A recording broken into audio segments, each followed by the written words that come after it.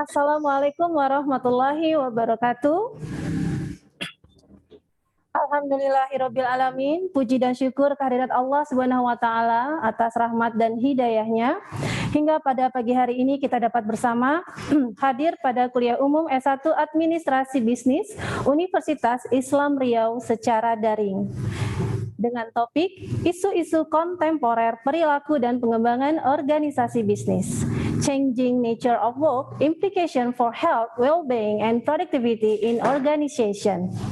Salawat dan salam kita junjungkan pada baginda Muhammad sallallahu alaihi wasallam. Allahumma sholli ala sayyidina Muhammad wa ala ali sayyidina Muhammad. Assalamualaikum ya Rasulullah. Acara pada pagi hari ini akan saya pandu secara langsung. Saya sendiri Dr. Anissa Mardatilah MSI dari Administrasi Bisnis Universitas Islam Riau. Pada kesempatan ini telah hadir yang terhormat Dekan Visipol Universitas Islam Riau, Bapak Dr. Syahrul Akmal Latif MSI. Yang terhormat Ketua Program Studi S1 Administrasi Bisnis, Bapak Arif Rifai MSI. And of course, whom we respect, our guest lecturer, Associate Professor Dr. Muhammad Awang Idris from Malaya University, Malaysia. Dan yang kami banggakan, seluruh audiens peserta kuliah umum hari ini, mahasiswa dan mahasiswi kami yang kami cintai, serta Bapak dan Ibu dosen yang telah turut hadir pada kesempatan pagi hari ini. Baiklah audiens, sebelum kita mulai kuliah umum kita pada pagi hari ini, kami persilahkan yang terhormat Dekan Visipol Universitas Islam Riau, Bapak Dr. Syahrul Akmal Latif MSI, untuk menyampaikan sambutan pembuka. Dipersilahkan.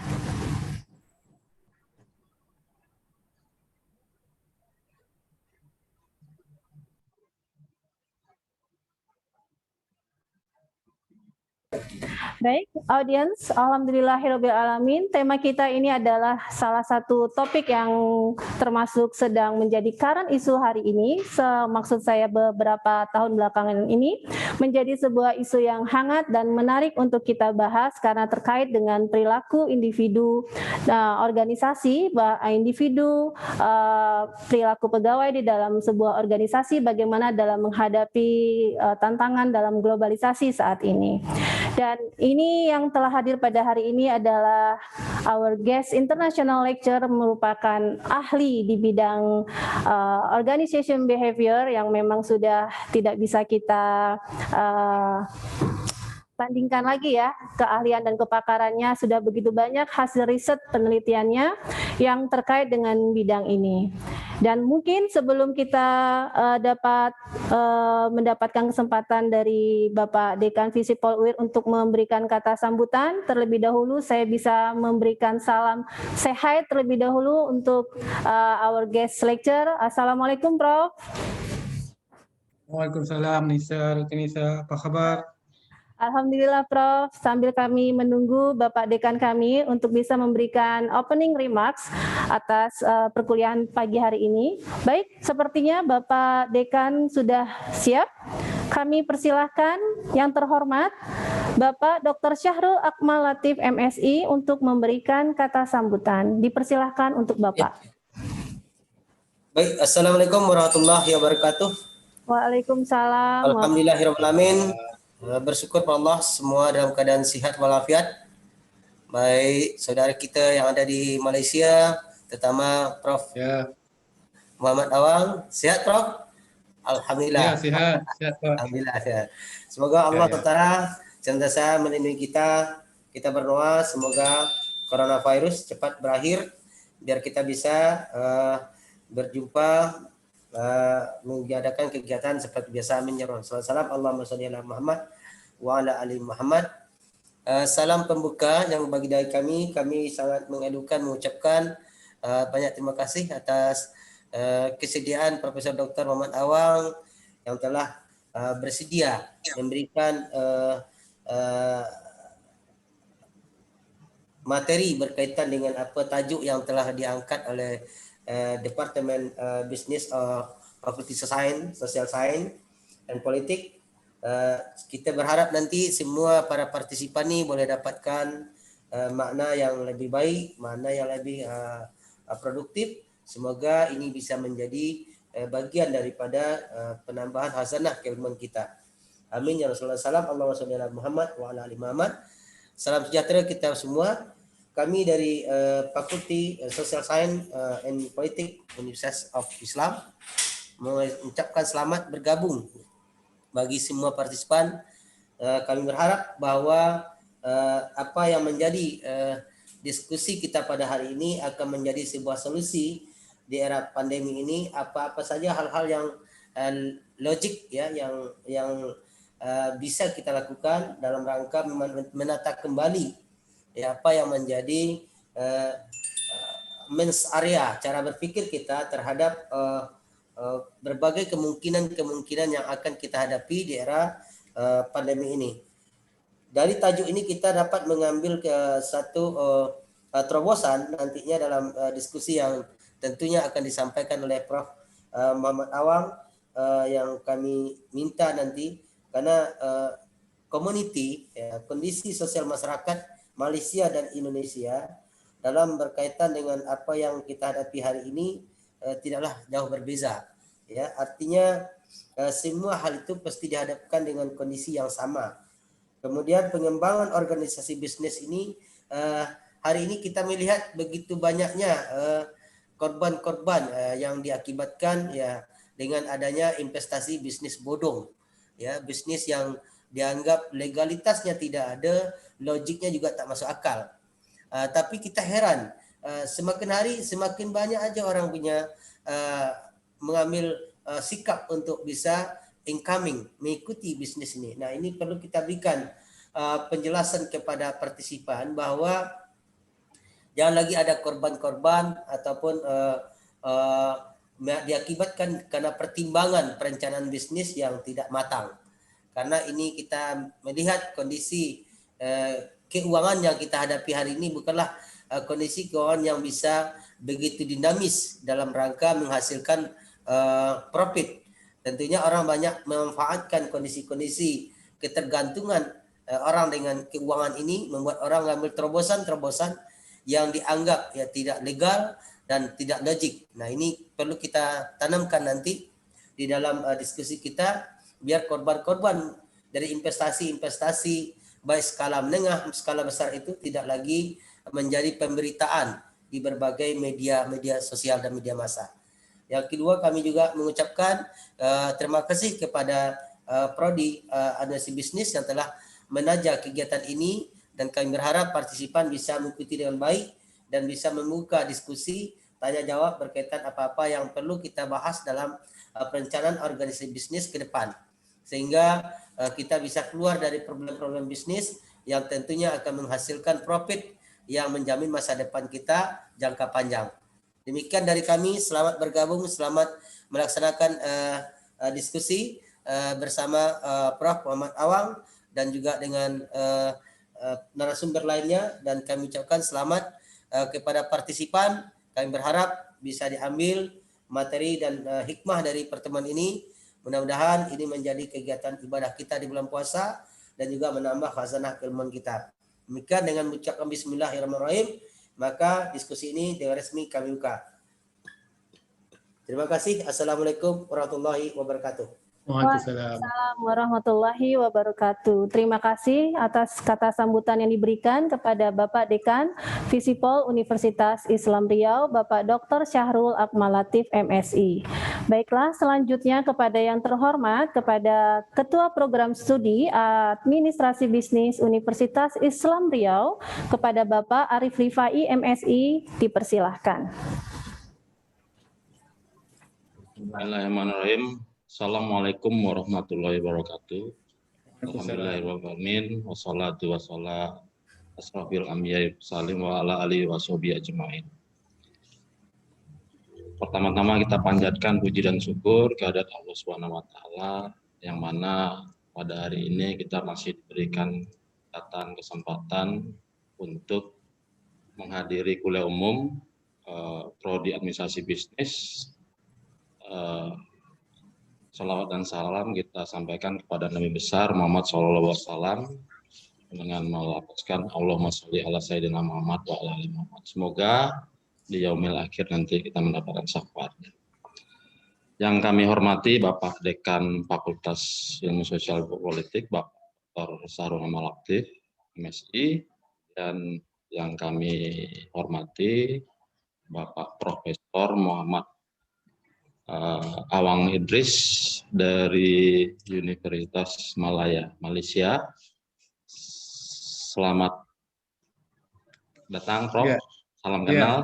Ya, kenal melalui internet. Kemudian yang kami hormati Bapak Wakil Dekan 3 dan tim IT yang sudah mendukung acara ini. Mulai dari semalam kita sudah melakukan gladi resik dan alhamdulillah pada hari ini kita bisa melaksanakan kegiatan ini tepat waktu. Kemudian kepada Bapak WD1, WD3, WD2 yang telah memberikan support kepada kami, kemudian kepada Ibu Moderator yang telah susah payah mengundang Bapak Prof untuk hadir pada pertemuan hari ini. Kemudian yang kami hormati Bapak dan Ibu dosen, staf pengajar, Fakultas Prodi Administrasi Bisnis, Visipol UIR, dan adik-adik mahasiswa, khususnya mahasiswa administrasi bisnis yang kami sayangi. Berkaitan dengan kuliah umum ini, sebenarnya tujuan dari kuliah umum Prodi Administrasi Bisnis ini merupakan salah satu kegiatan akademis yang dilaksanakan secara reguler. Itu dalam 1 tahun itu 2 kali, yaitu mendatangkan pakar baik dari dalam negeri maupun dari luar negeri. Dan kebetulan pada hari ini kita sangat berterima kasih pada Prof. Awang yang telah bersedia untuk memberikan pencerahan terhadap isu-isu kekinian terhadap materi perkuliahan, khususnya berkaitan dengan perilaku dan pengembangan organisasi. Selanjutnya kita harapkan ke depannya Pak Prof, semoga kerjasama kita ke depannya itu bisa kita tingkatkan kembali melalui kegiatan-kegiatan bukan hanya di bidang akademis, tetapi di bidang riset, kemudian seminar, dan kegiatan pengabdian masyarakat itu bisa kita jalin ke depannya.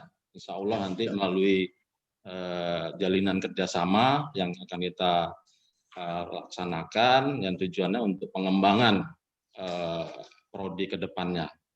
Kemudian perlu kami sampaikan di sini pada pertemuan ini, kami juga meminta kepada Prof. Awang, karena kami pada hari ini itu akan mereview terhadap kurikulum. Menurut pandangan kami bahwa perilaku organisasi dan pengembangan organisasi itu merupakan konsep yang berbeda.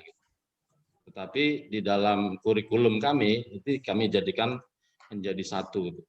Jadi kami perlu pencerahan dari Prof. Apakah nanti mata kuliah ini akan dipisahkan menjadi 2 mata kuliah atau tetap bersatu gitu. Jadi itu nanti sedikit Prof, titipan dari rekan-rekan di Prodi Administrasi Bisnis, karena kebetulan kami di Prodi Bisnis itu sedang melakukan review kurikulum.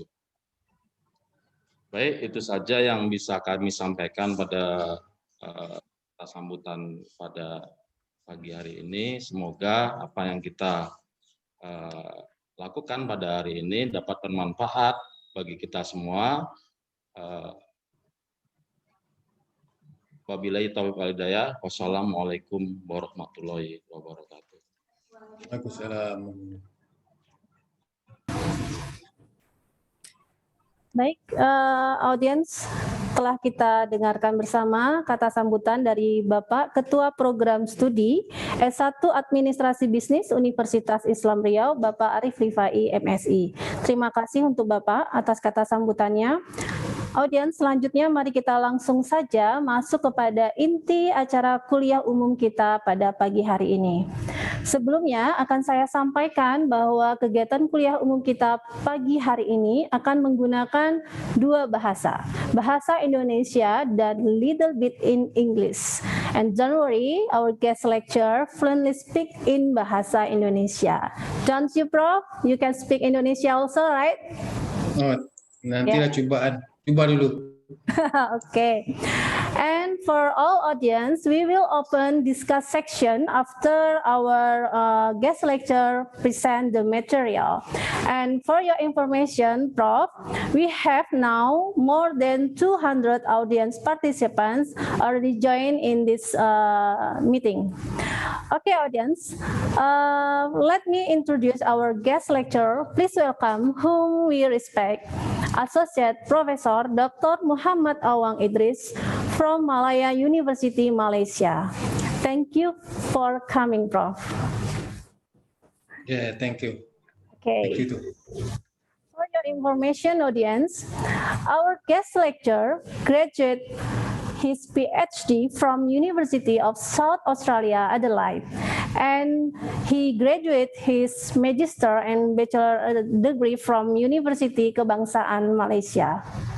His research interests and expertise include work and organization behavior, work engagement, job stress, and team performance industry. And for your information, audience, he has ISI Index 10 with more than 300 citations and Scopus High Index 11 with more than 400 citations, and I think still counting more. As I mentioned before, our topic for today is changing nature of work, implication of health, well-being, and productivity in organization. Understanding the connection between health, well-being, and productivity and how it relates to people's jobs and work and how we can ensure that our organization can compete with competitors. It will be the key outcomes of our topic today. As we know, over the past 2 decades, the development of new technological and growing globalization of economy around the world have combined produced the biggest and the greatest change ever. It has brought the global competition in workforce. And of course, our guest international lecturer furthermore will present the material of our topic today. For Prof. Awang Idris, time is yours. Thank you very much, Dr. Anissa. Dan sebelum saya mulakan kuliah ataupun perbicaraan, saya mengucapkan berbanyak ribuan terima kasih kepada pihak Universiti Islam Riau, khususnya Pak Dr. Dekan kita ialah Dr. Syahrul dan juga Dr. Arif, Pak Dr. Arif kerana kesudian untuk menjemput saya lah untuk sampai ke Riau pada pagi ini. So saya membayangkan bahawa saya sudah meminjakkan kaki ke Riau dan melihat mahasiswa di sana ya. Dan khususnya terima kasih saya ucapkan kepada Dr. Anissa yang saya anggap sebagai dosen muda yang brilian lah, yang berani melakukan sesuatu untuk kebaikan pelajar mahasiswa di Universiti Riau jugalah. Okey, pertamanya saya sebenarnya di Indonesia a few years ago, I think 2000 saya boleh ya, saya bisa mengerti enggak bahasa Melayu saya ni? Saya cuba kontrol tau, saya cuba kawal. Sebab rumah saya aslinya saya ialah di perbatasan di Thailand. Jadi keluarga kami itu bahasanya ialah bahasa Thailand. Jadi kami Islam Melayu, tapi di perkampungan kami itu ngobrolnya bahasa Thailand. Dan saya tinggal di Kuala Lumpur, jadi ngobrolnya ialah bahasa Melayu lah, bahasa Melayu. Tapi bahasa Melayu saya pula kan di utara itu logatnya kayak kayak orang Aceh. Dia keras sedikit ya. Jadi dia enggak sebegitu yang Melayu di Kuala Lumpur. Okey. Dan ketiganya ialah kalau saya ngobrol lepas Inggeris ya takutnya nanti ada yang enggak mengerti dan sebagainya lah. Jadi campur-campur lah ya, bisa ya. Kemudiannya saya beberapa tahun dulu, tahun 2003, 2006, saya pernah tinggal di Jakarta, lama lah, di Blok M, Kebayoran. Kemudiannya berhenti kerja, kemudian apply kerja lagi, kembali lagi ke Cijantung, tahu nggak Cijantung? Di sampingnya Kopassus di Jakarta itu. Jadi kehidupan saya sebenarnya banyak di Jakarta. Kemudiannya sambung belajar, pulang ke Malaysia, kerja, berhenti, pergi ke Australia 4 tahun, pulang ke Malaysia 3 tahun, pergi lagi ke Australia 2 tahun. Gitulah kehidupan saya. So jadi saya harap dengan pengalaman itu dapat saya kongsi bersama juga dengan para adik-adik siswa kita, mahasiswa ya. Mahasiswa, kalau di Malaysia kita panggil pelajar saja. Okey.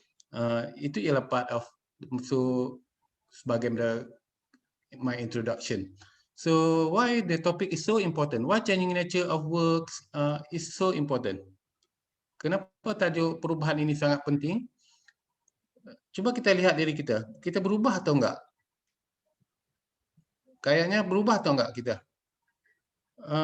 Boleh saya tanya satu dua atau mahasiswa? Risma, yang saya lihat di skrin ni, saya kelihatan. Jangan malukan saya. Saya ini adalah dosen yang baik dan peramah. Tahu enggak peramah? Risma, Risma boleh cakap tak? Tak boleh? Boleh unmute-kan speaker tak? Yang saya lihat di skrin itu. Okey, kehidupan kita ini berubah atau enggak? Cuba kita lihat. Sebenarnya kehidupan kita ini berubah setiap hari ya. Setiap hari maksudnya, cuba bayangkan dahulu ketika kita setiap hari kita perlu pergi mengajar, pergi ke kuliah, ke dalam kelas, ke kampus dan sebagainya. Tapi pada hari ini nampaknya kelihatannya kita enggak perlu ke kuliah anymore. We don't need to go to school anymore. What we need to do is stay in front of our computer and then the lecturer will teach us beyond the computer. So that means we can learn from computer. So kelihatan perubahan yang sangat besar. Satu lagi, kalau di Malaysia sekarang saya sendiri, saya mengalami bukan masalah lah. Sebagainya ialah kita berpuluh-puluh siswa, tapi siswa kami enggak ramai lah, dalam 20-30. Walaupun 20-30, tapi kelihatannya agak the career for dosen, career for lecturer is a bit challenging now because we have international student as well. We have Germany, student from Germany, we have student from India, we have student from Japan, and we have student from China as well. So what is the implications? You only need to know how to handle computer, how to handle semua teknologi ini, but at the same time we need to know English as well. In the past we don't need, because all of our student is our local student. Maksudnya di masa silam kalau di Indonesia itu kita bisa belajar dalam bahasa, kita bisa belajar dan mengajar dalam bahasa Indonesia, kita bisa hidup. Tapi kelihatannya pada masa hadapan, sekiranya kita enggak mengerti ataupun enggak bisa ngomong bahasa Inggeris misalnya, kita kemungkinan berhadapan dengan masalah yang sangat besar. Pertamanya ialah disebabkan manusia ini hari ini we don't have, we call it a borderless world. Maksudnya kita tidak ada sepadan lagi. Sepertinya saya pagi ini saya ada di Pekanbaru. Walaupun saya sebenarnya di Malaysia ya, tapi saya di Pekanbaru pada pagi ini bersama-sama adik-adik mahasiswa kita. Dan pada petang ini saya ada rapat dengan di Semarang, di Universiti apa ya? Terlupa, di Semarang lah, satu universiti di Semarang, di Ponorogo University. Jadi maksudnya kelihatannya kita bisa bergerak dari satu tempat ke satu tempat without we are moving. Kita tak berubah, tapi yang berubahnya ialah persekitaran, maksudnya jasadnya enggak berubah, tapi yang berubah ialah diri kita yang telah pergi ke tempat-tempat lain. Jadi, sometimes if we are so late, kadang-kadang kalau kita terlalu lambat, kemungkinannya kita akan kalah dalam persaingan itu. Okey, mari kita lihat sekarang. Why changing nature of work is so important? Televisi ini. Ada enggak di rumah kamu sekarang? Siapa yang masih ada lagi televisi ini? Televisi ini kecil tapi gemuk. Okey, kecil tapi gemuk. Televisi ini wujud pada tahun 1960-an, tahun 70-an, ketika saya masih kecil lah. Masih kecil, walaupun walaupun kelihatan seperti itu, tapi pada zaman sekarang kelihatannya TV kita gede-gede. Gede-gede ya. Gede ya. Besar-besar. TV kita besar-besar tapi nipis. TV zaman dahulu kecil tapi gemuk. Okey, itu ialah perubahan yang sangat besar dalam konsep barangan kehidupan kita setiap hari. Maksudnya, ini kalau untuk generasi yang baru-baru ini, yang anak-anak muda ini, kemungkinannya besar kemungkinannya enggak pernah melihat TV ini. Okey? Tapi bukan isunya melihat TV ini. TV is not important. But how the technology has changed our life as well. Change our job, change the way we need to conduct, the way we need to deal with our challenging tadi, our life tadi. It's not about television. Television ni okey lah, pusing-pusing okey aja nah. Kemudiannya, siapa yang pernah lihat ini? Kemungkinannya enggak ada lagi di zaman ini. Di zaman dulu guna arang ya. Walaupun kelihatannya sangat weird. Anissa, what is we call weird in Indonesia? Aneh ya, aneh. Walaupun kelihatannya sangat aneh, ini adalah satu bentuk iron baju, setrika baju sebelum kita ke kantor dan sebagainya. Umumnya kita merapikan baju kita dengan menggunakan alat-alat seperti ini. Tapi sekarang ini kelihatannya enggak lagi. Kelihatannya sekarang pakai pakai wap nah. Maksudnya baju enggak perlu diletakkan di atas meja, hanya digantung dan dispray dengan air panas itu. Apa? Wap. Panggil apa? Ada bahasa Indonesia mungkin wap gitulah. Saya pun enggak begitu mengerti bahasa Indonesia seperti itu. Jadi ini, siapa yang masih memegang handphone ini, HP ini? Enggak ada ya. Jadi maksudnya alat-alat tadi telah berubah. Alat tadi telah berubah. Siap? Who change the tool tadi? Adakah tool change the people or people change the tool? Which one come first? So, actually who create the tool or tool change the people? Could be both. When we need to use a new computer, for example, when we need to use a new television, at the same time, we need to learn how to use it as well. We need to learn how to operate it. So, that means now we need to understand English, at least. For example, if you want to play game, for example, game to download something, to do something, so that means you need to have a new skill. So, although people create the tool, but sometimes tool ask us to learn a new way of thinking as well. So, okay. So, ini adalah basic bagaimana perjalanan manusia ini telah berubah daripada alatan tadi telah berubah kehidupan kita di dalam rumah. This one is only in our house, but not in our work yet. Of course, in our work, they are more complicated. They are more complicated because now we have a computer. So, for example, me now, what I'm doing now, I need to teach you, but you are living in Indonesia, I'm living in Malaysia. So, okay. But because you are in Indonesia, so good, it's not so hard for me. It's not so hard for me to teach you because at least I can speak in a bit Malay, a bit English. Okay.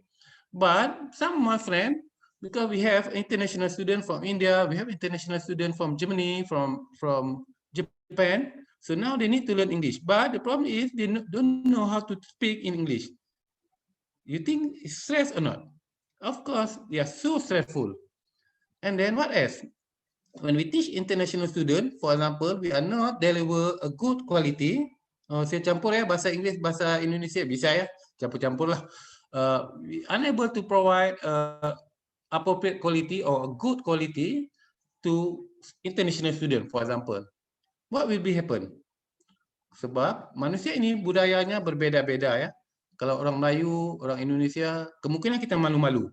Katakan dosennya mengajar nggak bagus lah, nggak bagus, kualitinya nggak jelas.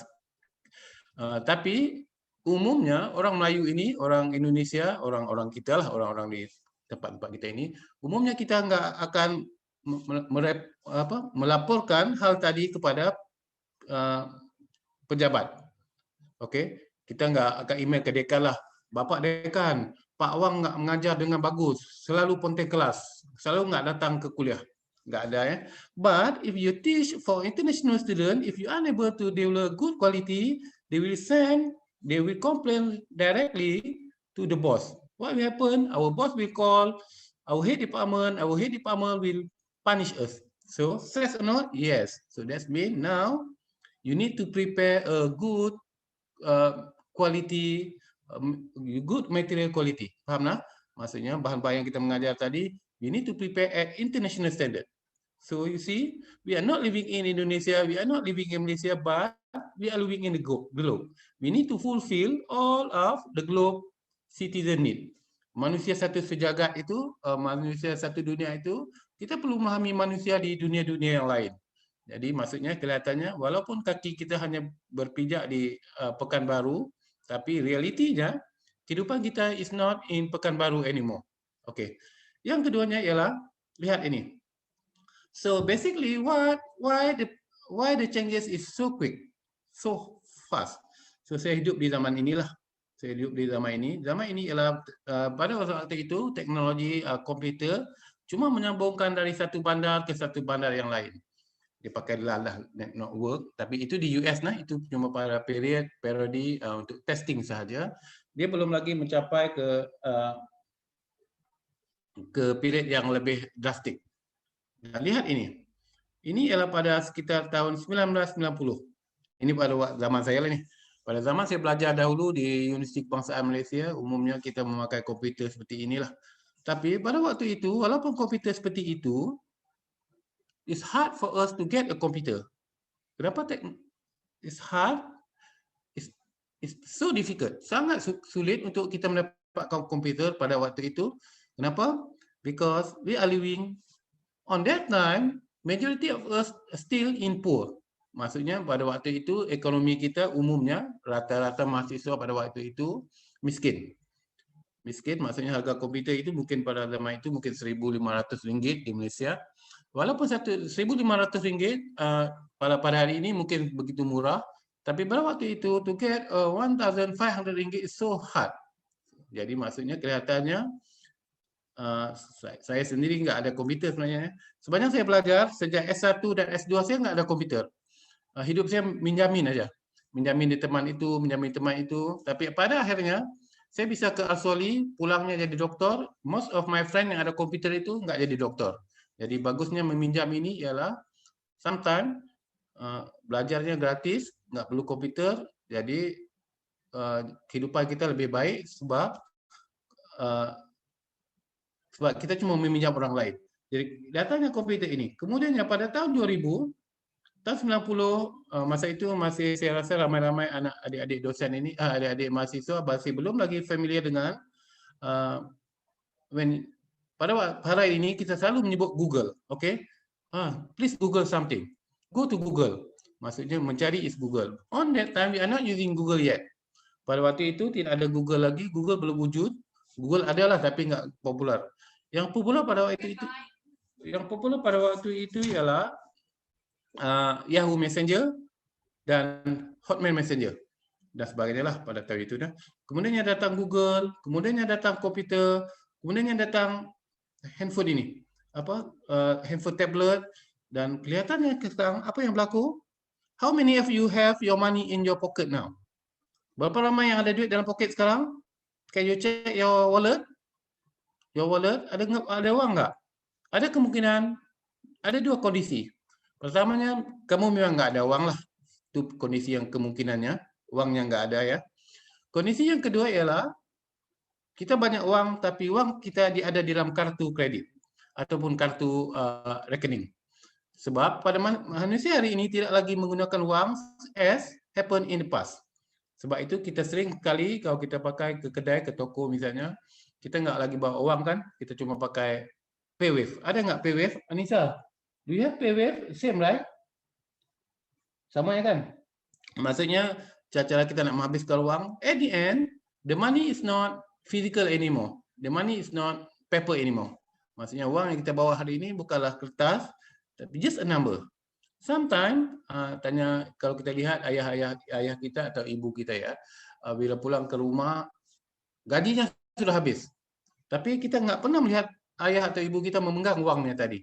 Jadi bagaimana uang tadi terhabis? Sebab online. Online telah menyebabkan wang kita tadi terkeluar dan masuk dengan begitu cepatnya sekali. Okey, dan itu ialah the new way of human, we are living in a new way of life now. Maksudnya pada zaman hari ini, zaman globalization dan sebagainya, kita telah hidup dalam satu keadaan yang sangat unik, sangat pelik dan sangat janggal. Jadi, if we are not ready, what will happen to us could be kita akan gagal dan kita tidak mampu untuk survive dengan orang lain. Sebab itu sangat penting untuk kita memahami bahawa kita perlu memahami apa yang akan berlaku for next 10 years, for the next 20 years. We have no chance. So, that's why you need to know what is megatrend. Have you heard about megatrends? Ada siapa yang pernah mendengar megatrend? Nanti balik di rumah, Google lah, Google, YouTube misalnya, go to YouTube, lihat apakah itu masuk megatrend. Megatrend ialah what will happen in the future. So the prediction usually is correct. What will happen is correct. Sebab itu kemungkinan pada masa hadapan pekerjaan guru misalnya, guru seperti sekarang ya guru ya. Guru mungkin tidak lagi banyak diperlukan. Kenapa? Sebab sekarang ini satu dosen macam saya sekarang saya mengajar, if we connect to all university in Indonesia for example. So that means we can remove all the lecturer in the same field as me. Katakan saya mengajar hari ini yang mengajar work psychology for example. So only one docent, we can teach the whole Indonesia at the same time. Go to computer, Universiti Semarang, Universiti UI, Pajajaran, semuanya buka komputer masing-masing. Cumanya di hadapan komputer. Jadi satu dosen can teach could be more than 10,000 students at the same time. So do you think we need a lecturer anymore? Could be not. So if you want to be a lecturer, so that means only the best lecturer we can accept you. So only for those who have a lot of skill, a lot of technology, a lot of abilities, you are so clever, so you could able to join us. So the rest you need to go. Faham tak? Sama. So, dan itu belum lagi berlaku, but I predict that in the future could be happen. In the past, when you go to Jakarta, for example, you go for Bluebird, kan? Bluebird taxi. Di bandara kan banyak Bluebird, ada Bluebird macam-macam lah. So, sekarang how many people are waiting for taxi anymore? No. Could be yes. Ada lagi lah sikit-sikit. Tapi umumnya not. Why? We are using Grab taxi. Grab. Kita just open handphone kita tadi, kita klik-klik and then Grab tadi akan datang ambil kita di bandara atau di mana tempat lah. Jadi, in the future, could be we don't have taxi driver, traditional taxi driver anymore. What else? Apa lagi yang tidak ada pada masa hadapan? Agak apa lagi? How many of you read newspaper now? You buy newspaper? Siapa yang masih lagi membeli newspaper pada hari ini? Could be not. In the past, when we buy a newspaper, katakan kita beli hari inilah kita beli koran ya, koran apa? Koran Indonesia, Kompas misalnya, kita beli Kompas. Kita beli Kompas, kita baca berita. Okey, Malaysia kalah bola lagi dengan Indonesia. 5-0. Kita pun bersorak, "Ye, Indonesia menang."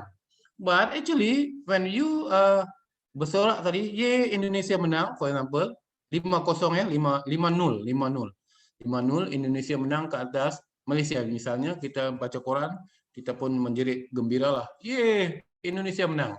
But actually the news is outdated already. This happened 2 days ago. Maksudnya ketika you happy, when you are so happy, actually all the players is already gone. Dah balik kampung masing-masing dah. So that means we are so late. Sama juga dengan berita kematian dan sebagainya. Misalnya ada berita-berita seperti accident. 500 orang telah meninggal disebabkan aksiden kereta api misalnya. Kereta kalau di Indonesia kereta lah. Indonesian train accident. When we read the newspaper, we are so sad, we are crying. But actually when you cry, the story actually already outdated. Berlaku could be few days ago because you read a newspaper in the past now. But now people are not read newspaper anymore. But yes, we read newspaper, but online newspaper. It happened on that time, on that particular time, just a few seconds before. So you see, maksudnya manusia sekarang ini we are keep update our information, our knowledge within few seconds. we are not waiting for the next one. Maksudnya kalau berita yang berlaku kemarin kalau di Malaysia itu kemarin lah atau semalam ya. Yesterday. If we read a newspaper from information that yesterday, maksudnya so terlambat. So that means now the way people interpret time is different already. In the past, when my dad tell us yesterday is kemarin lah, could be still lagi baru, masih lagi hot, masih lagi panas berita tadi. But now if you are talking about yesterday, it's so late. Maksudnya within a few second tadi, within a few hours tadi, banyak benda telah berlaku. So lihat, itu ialah in the past. In the future is safe as well. Okay, in the future is safe as well. If we are not ready, what happened to us? So just imagine you got first class degree. You think you are clever? Yes, of course you are clever, right? First class degree. And then what else? You are so active student in your campus. You are clever. You think you are clever? Yes. And then you apply for the job, but you don't have English skill, for example. And then you think employer want to appoint you or not? First. And then this one, why we need to use English? We are born in Indonesia. We are living in Malaysia. Not because English is so important, but because now we are living in the global. We are living in the others. We are not living in Indonesia anymore. We are living in the globe. So that means we are global citizen. Maksudnya kita tidak lagi menjadi warga Indonesia, kita tidak lagi menjadi warga Malaysia, tapi kita menjadi warga seantero dunia. So that means, so we need to have a few future skill to make sure that we able to survive. Okay, tengok di sini, inilah the concept of globalization actually it start long time ago. Long time ago. Inilah the first one ialah Theodore Levitt who coined the term of globalization. Just that, nah. Ini ialah pada tahun 2006 yang lepas, lebih kurang 14 tahun yang lalu lah. So on that time, he is professor from Harvard. He critique about business. He critique about industri kereta api lah. Di Indonesia kita bilang kereta api ya. Kereta api ialah train ialah kereta api di Malaysia. Kalau di Indonesia itu kereta ya lah. So because on that time most of the managers for trains they think that they are doing business on train, about train, but they are not thinking that they actually doing a business about transportation. Faham tak? So sebab itu dia tak boleh berubah dengan begitu besar. Sama juga dengan industri universitas misalnya. Actually we are not dealing with education anymore, but we are business provider, knowledge provider business. So that mean ini untuk orang lain lah, untuk destination juga lah. Maksudnya pada masa hadapan kemungkinannya we need to sell our product to all over the world by using YouTube, by using computer, by using Zoom dan sebagainya. So we can offer our subject to all over the world. Sebabnya kalau kita masih lagi berpegang kepada local, how much we can earn the money? It's not about earn money actually, but how much if we have a lot of money, so we can engage a lot of people, so we can help the others to get the job. So this one is the biggest point. Maksudnya sama juga lah. So in the business. And then Marshall McLuhan. Marshall McLuhan ialah seorang yang dia telah menulis buku tentang dinamakan konsep sebagai the global village. So on that time pada tahun 1998 saya masih ingat lagi, masa itu internet just berkembang lah. Internet because previously before 1991 1992 we don't have internet yet. On that time we have Netscape. It's so slow. And then on that time dia ada ini internet, they provide us buku inilah The Global Village, Marshall McLuhan. So saya pun print tebal buku tadi, saya print, saya cuba melihat apa yang dikatakan sebagai Global Village tadi. Saya cuba print tebal, buku itu tebal, printnya habis, kertasnya habis, kertas di kantor itu habis sebab begitu tebal buku tadi, tapi bacanya enggak pernah habis. So itu ialah buku McLuhan. And then seorang lagi yang terkenal ialah Michael Nesbitt. Michael Nesbitt ini ialah someone who predict the future as well. So umumnya ini ialah konsep-konsep yang telah diramalkan. It's not today. They predict in the past. In the past, 60 years ago, 40 years ago, could be 100 years ago. Maksudnya, people already predict what will happen next. So now, adakah kita hidup pada zaman yang dipredikkan itu? Okay, so jadi sebab itu, that's why the topic is so important. The topic is so important because when we are talking about globalization, we are talking about information technology, actually they also change our job as well. Change our job as well. The way we doing a job is different now. In the past, lecture, for example, we just go to class, teach you on using a whiteboard, but now it's not. For all docent, for all lecturer, for example, for those who are not unable to use computer, it's hard for them to teach in the modern scenario now. It's hard. Sangat susah. Kalau dosen-dosen yang umur 70, 80 kayaknya ya, 80, 70, 80 mau buka komputer, mau sambung Zoom dan sebagainya. Nanti student mau tanya soalan dari WhatsApp WhatsApp misalnya. Dosen kita umurnya 70. Kamu hantar WhatsApp-nya ke dosen tadi, Pak, bisa nggak ngecek assignment ini?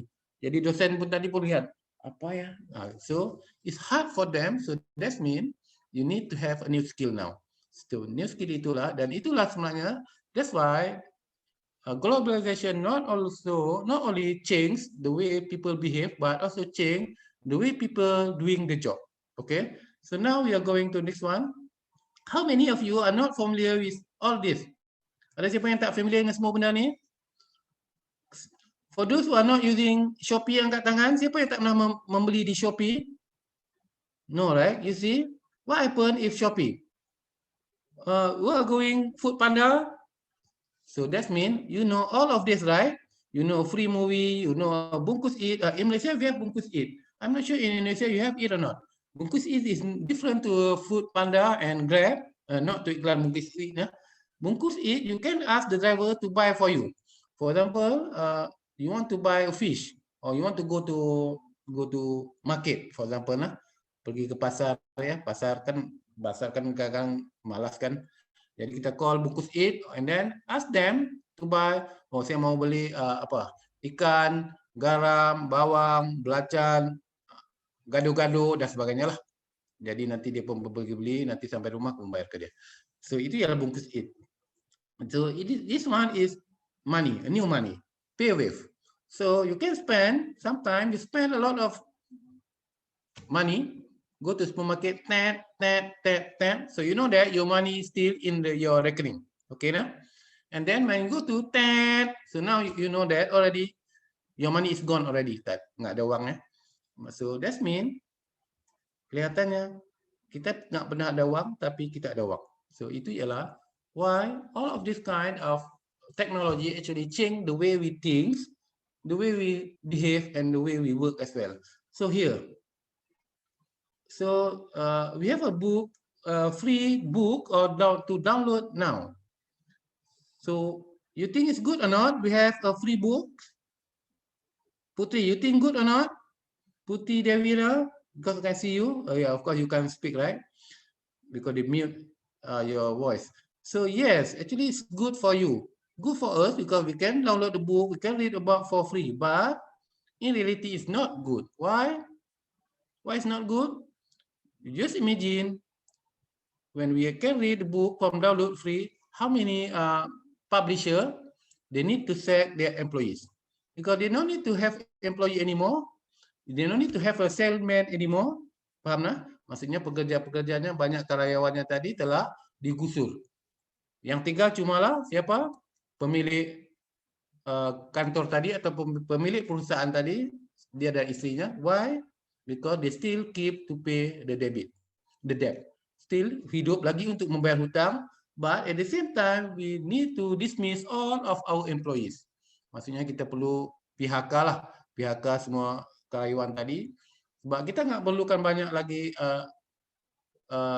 karyawan, because everything is using technology now. So kelihatannya, sometimes although globalization help us, The same with Shopee. It's good or not Shopee? Yes, because you can buy a lot of things. Lebih murah, and then sometimes ada apa? Malam tu ada diskon tu, waktu malam kan ada diskon jam 12 malam. Wait, sometimes my wife wait for diskon itulah. Wait sampai kadang-kadang tak memang diskon lah sebab wangnya wang saya kan. Jadi belilah apa saja pun semuanya diskon, masih lagi okay lah. So but what happened? Although shopping mall everything is good, but sometimes they kill the small business. Small business because you are not going to buy some product from your neighbor anymore.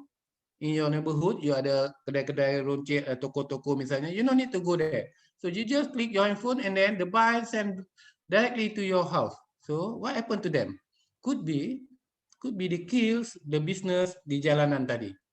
So you just imagine, at the same time we help us, but on the other hand, it killed the others. So samalah dengan Grab dan sebagainya. Grab already killed the taxi drivers. Lala Move could be kill a lot of things. Food Panda could be not yet. Could be not yet good because Food Panda, yes, Food Panda should be okay, I think. Because Food Panda is just keep order, so could be kill the restaurant now. It's good, I don't know. So okay, so and then so technology help us, but make our job more easier. But it's better to use few employees rather than many, right? So that means in the future we don't need to have a lot of employees anymore. Sebab technology also already assists us to make sure everything will go smoothly. Without you, we still can operate. Faham tak? Maksudnya, walaupun tanpa kita semua ini, kita masih lagi perusahaan masih lagi bisa berjalan because technology help everything. So itulah the concern about scholar about globalization and changing nature of work. So itulah isu yang berlaku sekarang pada hari ini, dan isu itu telah dibincangkan in academic term, Coopers dan sebagainya in the late 1990. Academician already detect this will happen, but now yes, happen already. So okay, mari kita tengok di depan tadi. Ini ialah contoh how, okay, what it is. This one is higher net worth individual, kekayaan individu lah. Kekayaan individu in region. You see here 2012, here kita lihat di sini ya. Lihat di sini. Asia Pacific. So Asia Pacific is include in Japan, Indonesia, Malaysia, Korea, Taiwan, and a lot of Asia lah. So what we have learned? Apa yang kita lihat from the chart here? You can go to this website, you register, and then you can download the report. You go to this website and then just put your email and then put your password, request your password, and then you can download the report. This one is good as well. So you see here, what happened? So that means all the rich people actually living in our region. Banyak manusia yang kaya-kaya ini, yang millionaire, yang uangnya nggak pernah habis itu, sebenarnya ada di kampung kita. Actually, they are living with us. But, and then the second one is North America, ini US, Amerika, Canada dan sebagainya, ini Middle East. So here actually I read the report a long time ago. Saya report yang awal dulu lah. On that time, we already impressed that why Asian, ini money duduk pada individual, but of course it's not you, not me as well, okay? Only a few people hold the money tadi. Katakan ada seorang tu ada 800 miliar, yang lain mungkin ada cuma 1.000 perak, 1.000 rupiah, but because they come for the mean value, so they don't care. So could be that's why in Indonesia we notice that a few of your successful billionaire, some of them are living in Italy, some of them living in London. Same is Malaysia as well. Some few of them living in Hong Kong, living in London, and etc. So okay, this one, financial wealth by region. So you see here, maksudnya we still among the best one, among the rich person, among the rich in the region, but of course not us. Okay, why? Because we have Alibaba in here. What is Alibaba doing? Alibaba is doing online business. What else? Majority of, we have ASA as well. We have a lot of this good business. So that means, although they are leading in a rich person, everything, maksudnya banyak kekayaan yang ada dalam tahun kita ini. So, apa yang akan berlaku? What you expect? What you expect actually? But unfortunately, we have a problem as well. Why is problem? Because how to maintain, how to ensure that, katakan kita ini seorang yang kaya dan uangnya banyak. What is the most difficult thing we need to do? Apa yang paling susah kali nak dilakukan orang kaya ni? To ensure that, untuk memastikan bahawa kita kekal kaya. How? So, that's why within most of perusahaan, normally when you are rich, we keep thinking about how to maintain that, how to ensure that we are still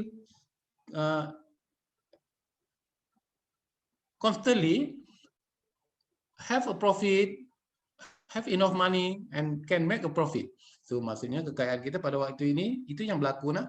So apa yang akan berlaku? But the main issue is how employee are protected. Because you are rich, right? We are rich, and how employee are protected? What else? How to ensure employee are happy or productive? What else? How employee making huge profit? So how employee go send the same, also gain the share, the same share, nah? So itu ialah in psychology actually we talking about this one. We talking about how to balance between employee profit or employee successfulness and employee successfulness and employees profit and employees well-being. So itu yang penting sekali. Sebab sekarang kelihatannya ialah yang berlaku sekarang in new nature of work ini, if we unable to understand it, sometimes it kill us as well. What happen now? If you call to katakan kita ada line pulsa ya, line pulsa, line telekomunikasi. Umumnya most of Western company now, most of Western telecommunication provider now, include in Malaysia as well, I think. When you call to speak with operator, actually where is the operator reside? When you talking to operator tadi, telefonisnya tadi, ya Pak, bisa saya bantu Pak? If you want to speak in Indonesia, press 1. If you want to speak in English, press 2. And then for those, yes, press 2, for example, press 2. Hello, can I help you, sir? Anything else? So you think who entertain you actually? Siapa yang sebenarnya bercakap dalam bahasa Inggeris tadi? Could be not Indonesian, could be not Malaysian. But they are living in India. Some of them, they are living in South Africa. So now we call outsourcing. Why? Why we outsource? Because they are more cheapest. Why do we need to pay you? Because we can have a cheap employees around the world. So that's why this thing happen now. So that means globalization sometimes helps, but at the same time could be kill us as well. So that's why we need to understand what is a changing nature of work tadi. So okay. So here, Karaoshi. So how to ensure that you can keep your job? How to ensure you can keep your job? Bagaimana nak pastikan bahawa kita masih lagi tetap dalam kondisi bahawa kita masih lagi mampu bekerja dengan baik, kita masih lagi dihargai oleh majikan kita masih lagi dibayar gaji dengan living cost yang semakin tinggi. So, what we do ialah we work every day, non-stop. Work non-stop. Sebab itu kebanyakan negara-negara di dunia ketiga ini, including most of in Southeast Asia lah, actually we work more than in Western. In some countries, Sweden, Finland, yang atas tadi, yang Scandinavian country, they only work a few hours per day. But in our region, if you're going to Jakarta, some few of you, I'm sure that you are going to Jakarta kan. You see Jakarta kan, it's not sleep. Siangnya penuh, malamnya sama aja. Cuma orangnya mungkin beda lah, mukanya lain, malamnya yang dagang di tepi jalan, jual ayam bakso, jual apa lagi? Jual pecel lele, macam-macam lah. Jual CD movie dan sebagainya. Tapi, so why we need to work so hard? Because if you're not working so hard, so employer will sack you. They can dismiss you from the job because they can get a cheap employees around the world. So maksudnya dia tak kisah lagi nah. So you see here, kalau she is there for work or is ongoing issue with Japan as work culture, you think kalau she is happening only in Japan? Actually, it's not. It's now happen in some the big city in China as well. There are some report that there are some suicide happen in Shanghai, in Beijing, in Guangzhou, and Hong Kong as well. Maksudnya, most of yang city-city yang hectic city tadi, yang busy tadi, yang ramai orang tadi, yang pekerjaan yang begitu busy lah, begitu sibuk, kelihatannya manusia cenderung untuk karoshi juga. They do it to work. So only happen in China and Japan. It's not happen in Singaporean as well. There are some report that now happen in Singapore. You think happen in your country? Could be yes now, because this report is emerged last, I think 10 years ago. Sui, TSUI, Sui reported about this one. So I think Sui is one scholar from China. I think could be based in Western. So karoshi is part of why people die due to work. So okay. So you see here, it's one of our study. One study found that we tried to interview people. This paper published a few years ago. You see here, most of employee reported or critique or complain about the working condition now. What they complain? Everything is moving very fast. People need to move fast for them to cope with others. If not, we will be left behind. So, maksudnya, setiap manusia perlu bergerak dengan lebih cepat, perlu bekerja dengan lebih pantas. If not, kita akan ketinggalan. Itu ialah in happen in Malaysia. I'm sure that if we are doing research in Indonesia, could be worse, could be similar to Malaysia, but I'm thinking that the working condition in Indonesia could be, not to say worse, but could be more complicated, because you have your population is so high, so everyone need to have a job. So that's why even they pay you a cheap salary, you still need to accept the job as well. You have no choice. So in Malaysia as well, in condition now, if you just graduated, fresh graduated, in the past during my time, I graduated on 1995. My salary is on that time is 3,000 more on that time, 3,000 ringgit Malaysia. But now in Malaysia now, if you fresh graduate now, you only receive 1,500. Could be the maximum one. So here, but you have no choice. You need to work as well. Okay. We are now living in a competitive world. We must ensure that our able to compete with competitors, everything. Okay. And then that's why the present job is more stressful. If we fail to deliver, we cannot cope with the other players. Also everything. Okay. And then before that, we were manually, but with now technology using a computer, the organization blah become faster. They need to make a very fast profit because they already have advanced technology. People become robot. For some people, technology will help their job, but some people they have problem. People need to learn. So you see here, technology, yes, of course, they help us. They helps organization as well, but sometimes they destroy us as well. You see. Usually organization or employers will pay us, akan membayar gaji kita during daily working days. So for example, kita kerja jam 8 pagi, pulangnya 5 petang ya. Jam 8 pagi, pulangnya 5 petang. So kita akan dibayar gaji. What happen after 5 o'clock?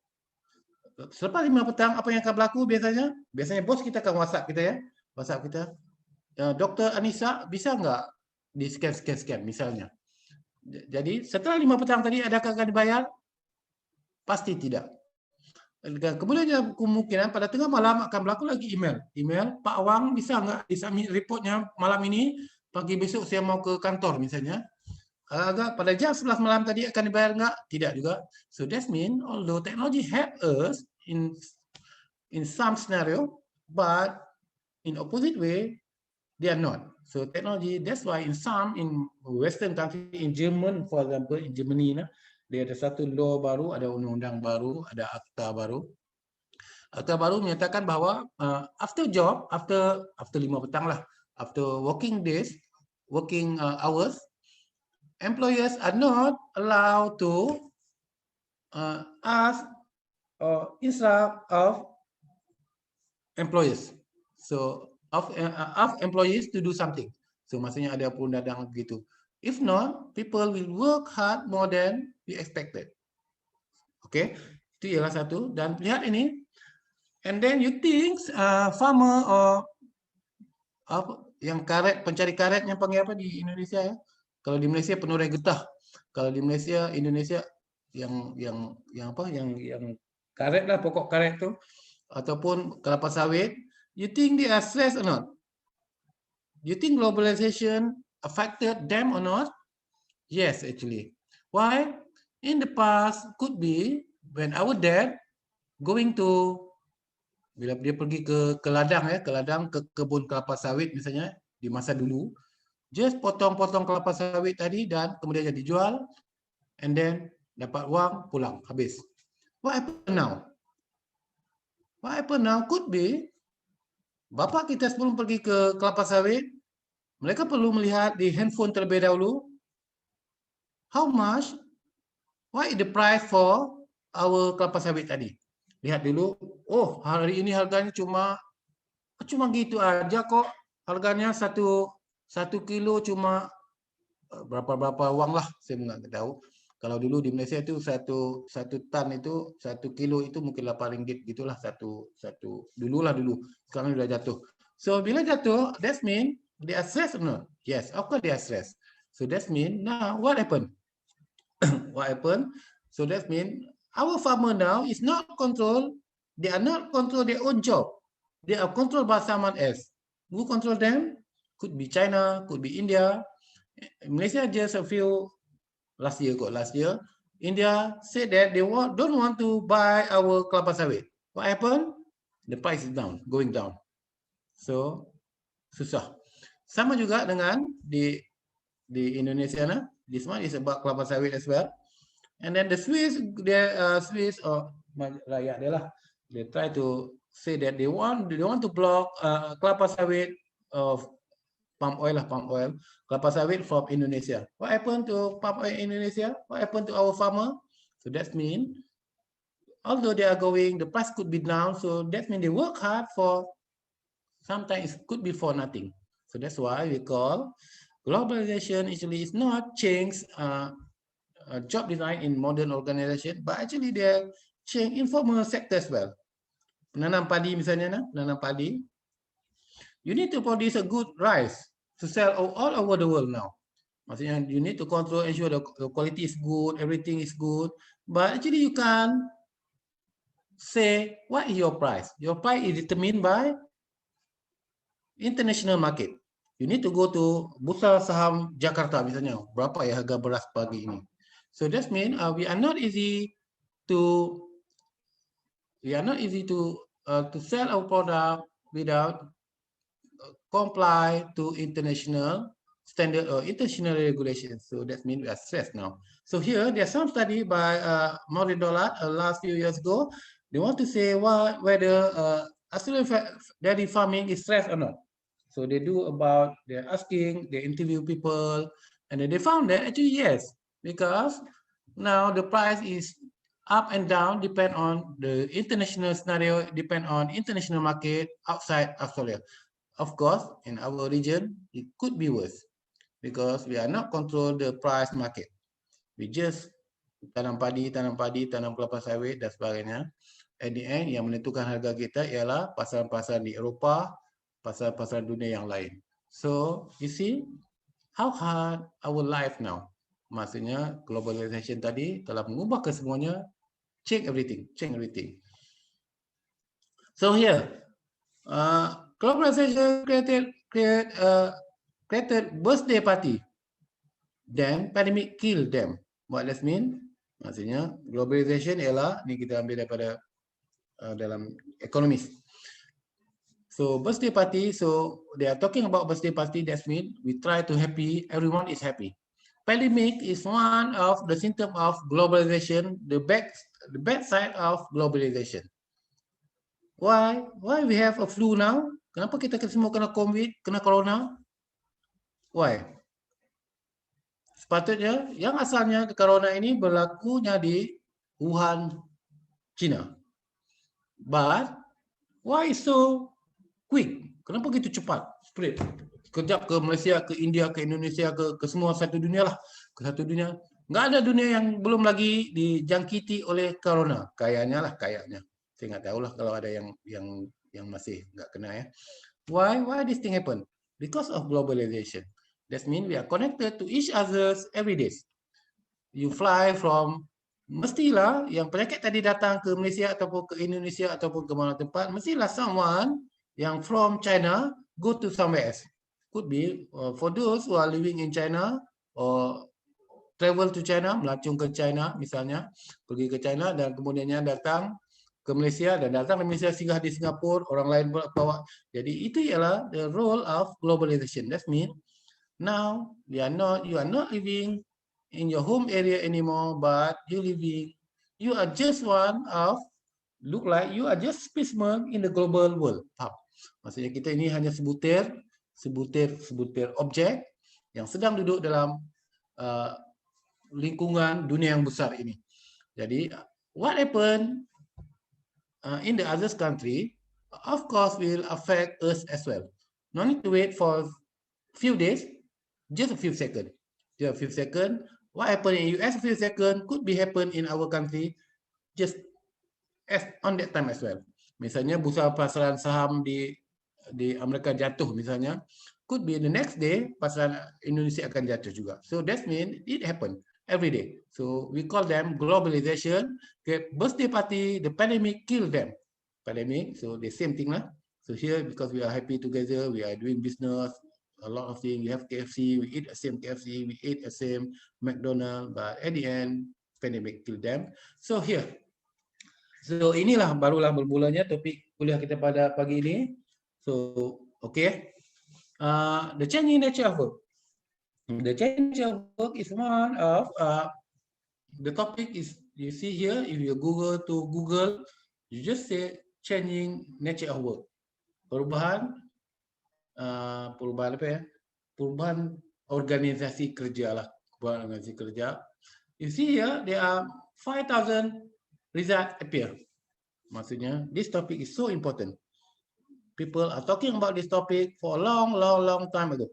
Harvard, they are talking about this one, changing nature of work, changing nature of work, changing nature of work. But we are not so concerned about the changing nature of work, but we are concerned what will happen to employee if we are unable to cope with changing nature of work. Apakah berlaku kepada karyawan, apakah berlaku kepada perusahaan sekiranya kita tidak mampu untuk coping with changing nature of work tadi. Misalnya university, if you are not invest with a lot of technology tools, komputer dan sebagainya tadi, internet dan sebagainya, we could fail as well. Sama juga dengan bisnes yang lain. So maksudnya itu ialah, maksudnya akan datang a lot of trade yang akan attack our business. So okay, so see here. So why this thing happen? But there are a lot of things. The issue is not about changing nature of work, but here, globalization, national political power relation. For example, national political power. Apa itu national political power? Ialah union, government, political party, national culture as well, and corruption. So here is about external factor. In academic term, we call external factor. Apa sebenarnya? Sebenarnya ini ialah apa yang berlaku di luar tadi. Misalnya Donald Trump last few years, they're talking about we block this country. What happened? And then dia akan mengubah policy, labor market policy, labor regulation, welfare state policy, and everything. So here, so that's why in the last few years ago, when America tried to implement NAFTA, the car price is dropped drastically. But at the end, after it's not happened, the car price increase again. So here that means what happen, katakan kita mau beli kereta tadi dengan harga yang mahal. And then disebabkan pengumuman tadi, harga kereta itu telah jadi jatuh dan kita perlu menjual kereta tadi dengan harga yang murah. So that's mean kelihatannya bahwa apa yang berlaku di luar tadi sebenarnya sedang mengikat kita di dalam konteks kita juga di negara kita tadi. So here, and then what say here, and then what happen to policy in organization? If you want to make a lot of profit here, for example, because you need to ensure that you're able to pay some tax for business in international business, you need to pay a tax, you need to pay export and import, you need to comply their requirement and regulation and everything. And then what happened to our policy in industry or in HR policy, for example? What happened? Could be you need to ensure that you also have a strict policy as well. In Malaysia, and I think in Indonesia as well now, I think in around the world, in the past, you are no need to publish in top tier journal, for example. But what happened in Newsty now? Everyone must to publish in top tier journal. Now we are talking about Scopus, we are talking about ISI, we are talking about Web of Science.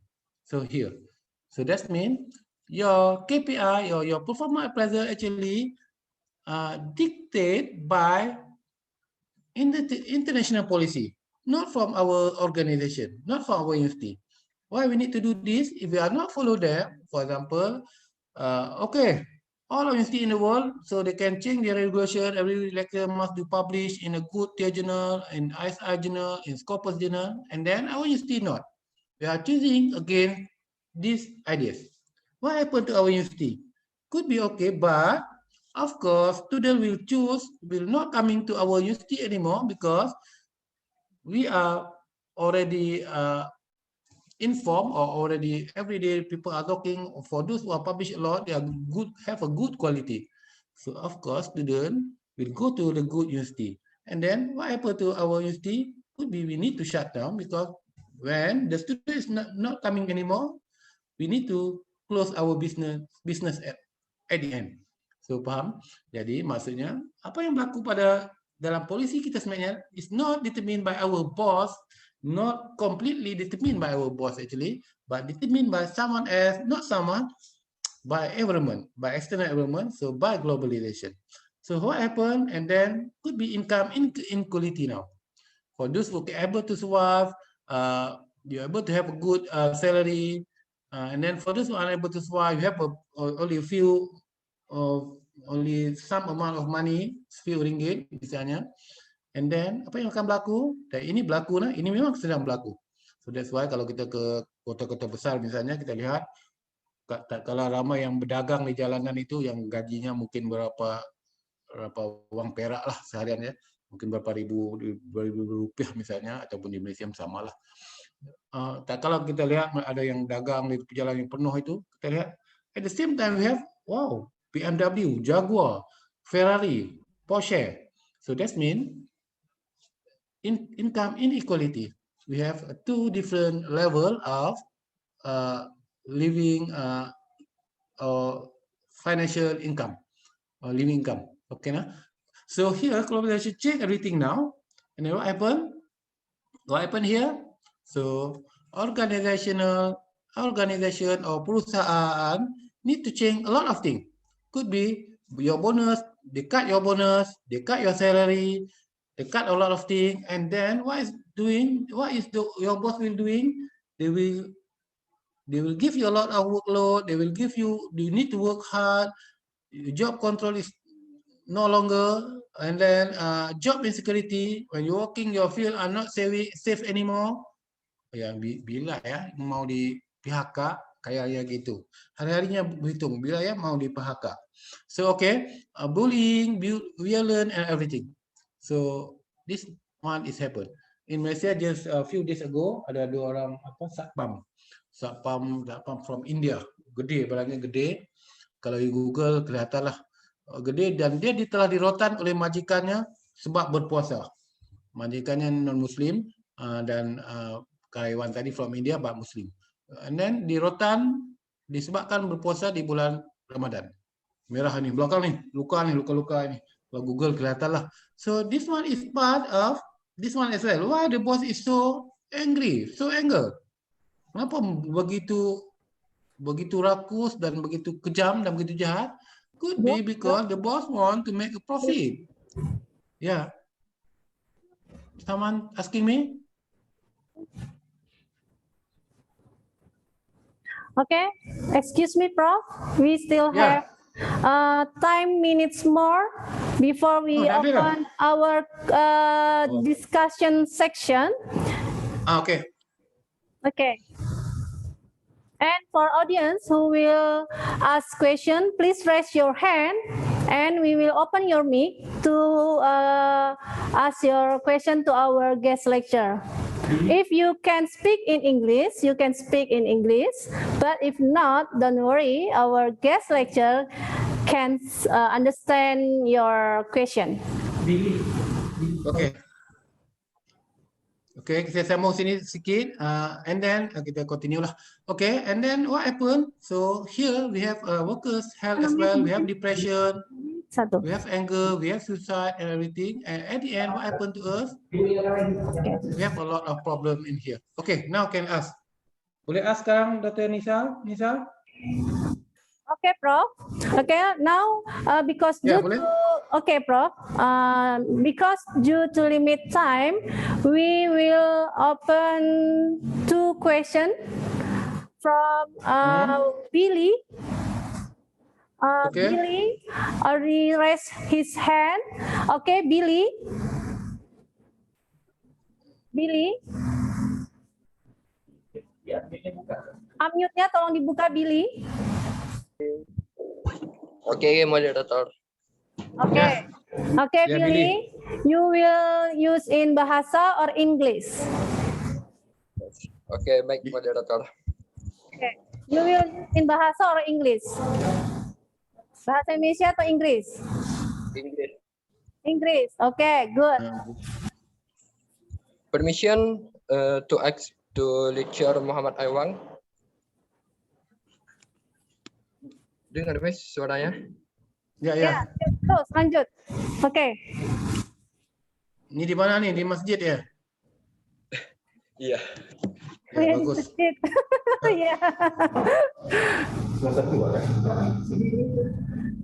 What are the first steps for students to start a business according to current conditions?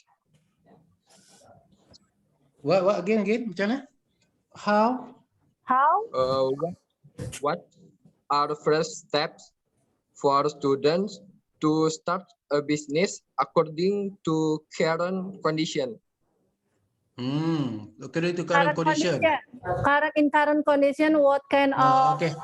business? Ya. Okay. Okay lah Pak Billy lah. Thank you Billy. Okay. Welcome. Okay, first Billy, I'm not a businessman. Okay, this one you need to know. But I think most of students now in Malaysia, so I think the best business now is look like. But before COVID, after COVID is a bit hard. Before COVID, I see that a lot of business that dealing with trading, for example, trading because dealing with trading is look like they are more dia more profit lah kot. Lebih mudah lah, lebih gampang ya. Tapi sebenarnya gimana ya lepas COVID ini? Sebabnya kemungkinan online business is still good. One of my anak saudara ya, anak-anak ya. One of my anak belakang kan now is a billionaire lah, kaya lah. Bisnesnya cuma mendaftarkan menjadi konsultan, mendaftarkan syarikat, mendaftarkan perusahaan. You can hear me? Nisa? Yes, Prof. Oke, Billy, mungkin yang bisa menjadi yang menarik untuk saat ini adalah melakukan bisnis online, right, Prof? Yeah, I think so. But I'm not a businessman as well, so jangan percaya sangatlah. But maybe you can help to describe more for our audience, Prof. What kind of stress we can face and challenge in the online business? Oh, what type of stress we face when dealing with online business? Yeah. So, okay, basically in a physical business study, when we interact with people directly, actually we are dealing with, you can read their emotion, right? When someone come to you, and then because you can see their face, actually you can read all the sign language that they appear. But in online business, we don't have. Sometimes people say something bad about you or say something good about you, but you are not read their face, but you read the text, kan? Bisnes kamu ni kayak apa sih? Kayak apa sih? Bisnes kamu ni gitulah. For example, they say a bad word. So what you have facing now, you could be, kemungkinannya ialah banyak manusia lebih terluka membaca teks rather than voice. Maksudnya banyak manusia yang kelihatan yang lebih stressful when we are read from WhatsApp misalnya, WhatsApp, from Facebook. So in psychology we call a part of it is cognitive stress lah. Cognitive stress, but several study found that this one is more lead to depression if you are not control it. But I think if your business is not so hard, so just okay lah. So any question? Okay, enough Billy? Cukup Billy? Cubalah Billy lah, saya mau tak businessman. I'm not businessman as well. Yeah, because our guest lecturer Prof. Awang is not a businessman, but he's a academician. Yeah. Okay, Adil Fitra Shah Hendra. Okay. Hello. Now your turn. You will speak in Bahasa or in English. English, please. Okay, thank you. Good. Okay. Assalamualaikum warahmatullahi wabarakatuh. Waalaikumsalam. Good morning, Prof. Yeah, good morning. I want to ask you, we know that recently we have COVID going on, right? And for me, myself, doing business is hard for me. The physical business is closed everywhere. And recently I've been losing my motivation to work. I have no willpower, I have no productivity, I have nothing. So I just get lazy recently. So how do I increase my productivity, willpower and stuff? Or shall I just focus on my study for now? I don't know what to do. So, but now you are a student, right? Yeah. Yes. Yeah, but you're not focused in your study or in your business or in what? Study business. Yes, I'm study business. I used to have my own business, but recently it's not working out because of Corona. Okay. So I how lost my to motivation. resiliate? How to get it back? So that means how to make sure that you're able to wake up and fight back and to ensure that you will survive again, right? No, okay, thank you, Adel. So, okay, in psychology we call resilient. Resilient, that means you fight back. Tadi data nih bagus bahasa Inggrisnya, Pak. Ya, saya tahu. I know, right? So, okay, in psychology we call resilient. Resilient ialah when you down and then you wake up and you fight it back. So, maksudnya ketika kita jatuh, kita bangun dan kita berjuang kembali. But for me, how old are you now, Fitri? I'm 20. 20? Yes. 20, so that means you are not jatuh lagi. Paham? You are just started. Yang jatuh ini ialah mereka yang pernah di atas. So, paham? Mereka yang pernah di atas barulah jatuh. But for those who are masih lagi di bawah ini, we are not pernah jatuh. Kita tak pernah akan jatuh. Sebab kita masih di bawah. So that's why no need to worry about what happened in the next, but worry about whether you choose appropriate way to fight or not. So faham tak? Because every day sebenarnya semua manusia sama lah. Every day you can see if you detect back our life in everyday life lah, kehidupan kita setiap hari. Kelihatannya kita jatuh dan naik sama banyak setiap hari. kelihatan cuma cek betul-betul kita bangun pagi. Sometimes we are going to shop to go to buy something, but barang kita nak beli nggak ada. Okay, so that means we are not achieve something. And then we try again and then we get it back. So itu yang paling minimum lah. So sometimes exam, sometimes we got a good mark, sometimes it's not, kan? Sometimes the subject that we study so hard, we got a bad mark, poor marks. But sometimes for those the subject we are not study very well, we got A, kan? Sometimes. So taklah selalu, tapi begitulah kehidupannya. So maksudnya kehidupan manusia ini jatuh dan bangunnya itulah yang sebenarnya itulah our energy sebenarnya. So no need to worry about whether saya takutlah Pak, saya takut nanti kalau saya bisnes saya nanti rugi. Sebenarnya it's not only you rugi, all around the world now is rugi.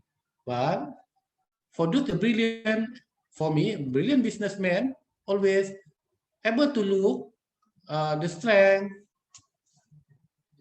during the crisis time. So how to ensure you're able to have a look the opportunity during the crisis? How? So study this one. Faham tak? No need to worry about kalah atau menang, but most of the good business, I think, they're able to go to read opportunity during the crisis. This one is more important. So thank you. Setakat itu lah. Okay. Aidil. Cukup, Aidil?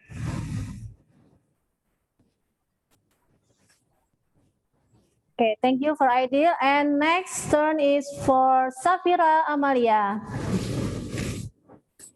Safira, it's your turn. Okay, you will speak in English or in bahasa? Bahasa Indonesia. Bahasa Indonesia, oke. Okay. Assalamualaikum, Prof. Waalaikumsalam. Salam. Untuk bukunya Ibu Dr. Anissa Mardian. Fira, can you off your kipas angin? Kipas angin. So noisy.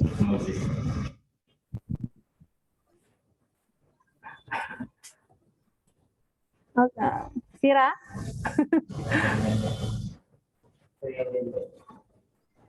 Oh, trouble. Sinyal? Fira, can you? Fitra Saheda. Okay. Fitra, where's Fitra?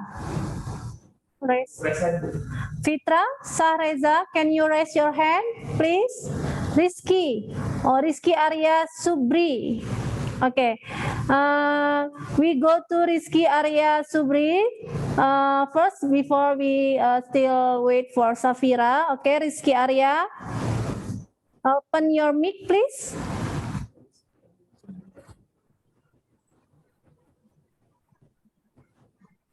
Okay. Already open your mic?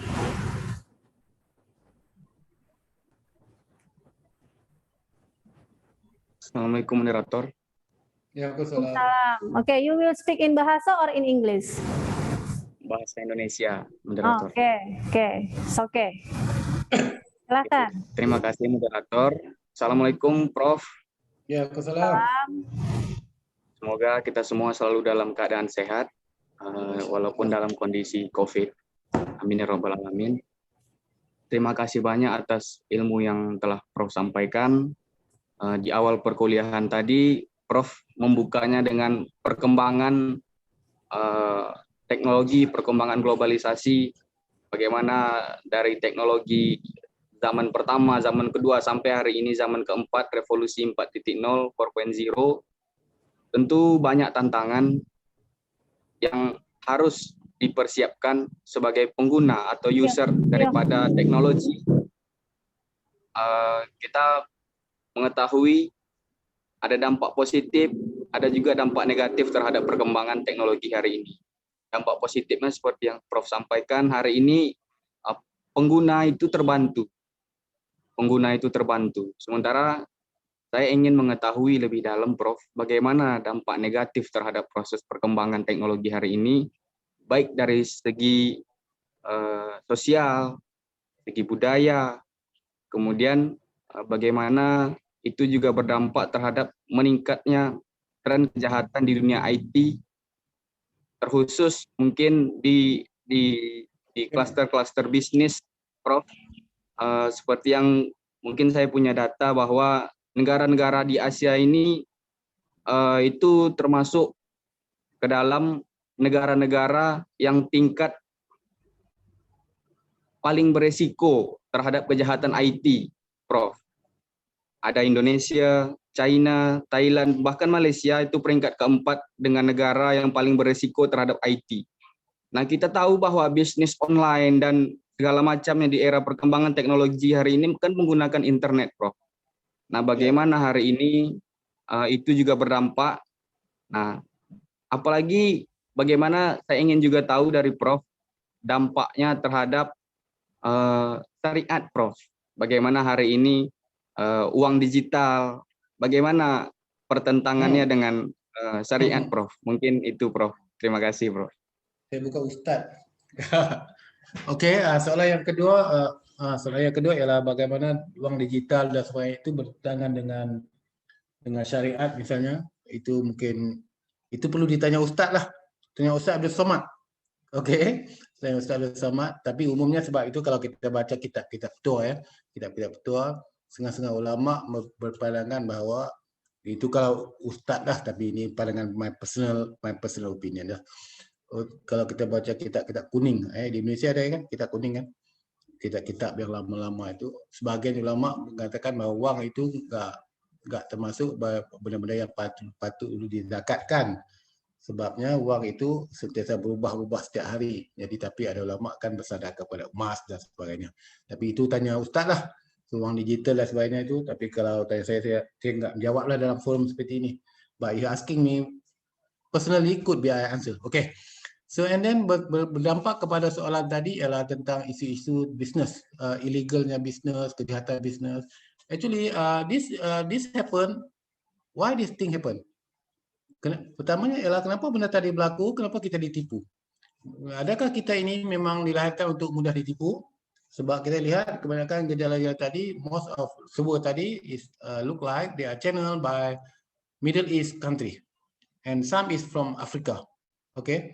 Dan kelihatannya bukanlah orang-orang kampung yang kampung-kampung yang biasa-biasa ini yang selalu ditipu. Dosen-dosen yang mengajar di universitas pun tertipu juga. Misalnya kita juga dalam bisnes ini dia ada namanya predatory journal. Predatory journal ialah you need to pay around 1,500 ringgit, so $500 lah, $500 US dollar before you able to publish your paper.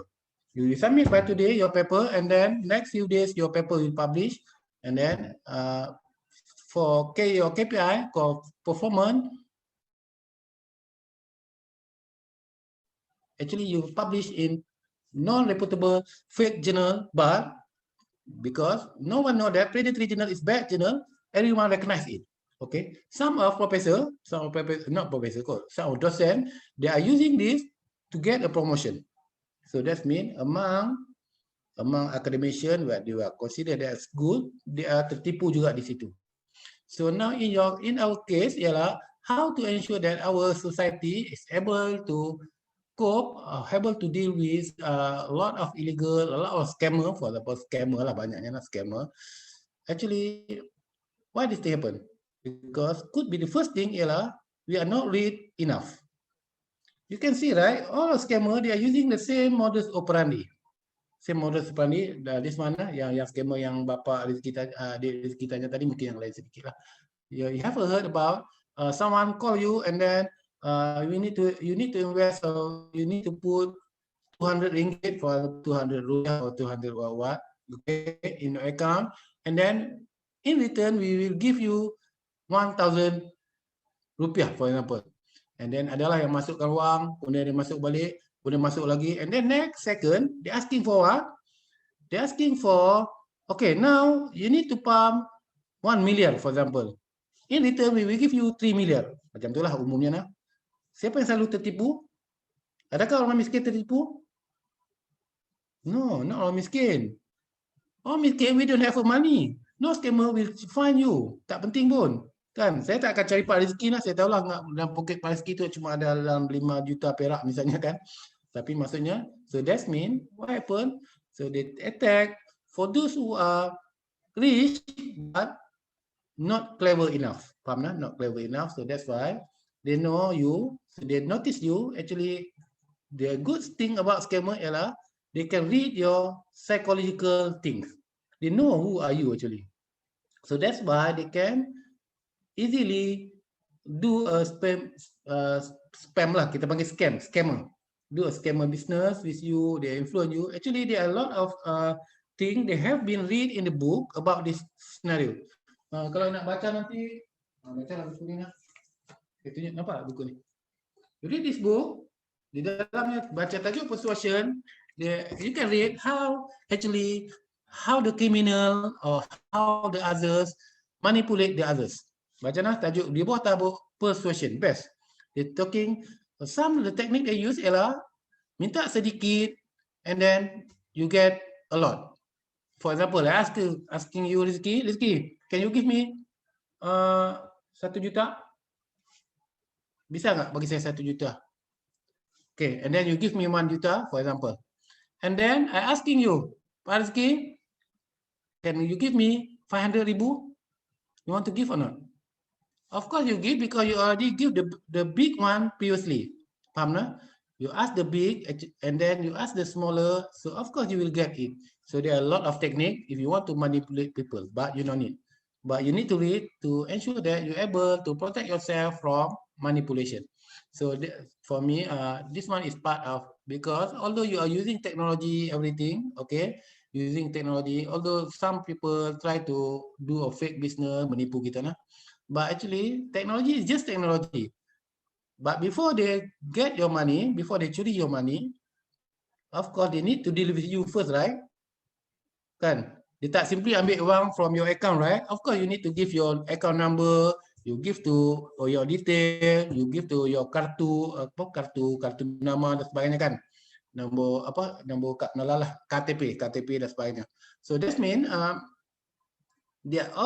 technology is only tool, but how good are you is more important. Teknologi itu alat kan. So that means people can manipulate. It's not by using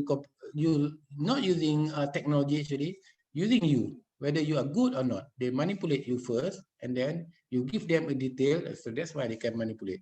But you are good enough for no one can do something bad about you toward you by using technology.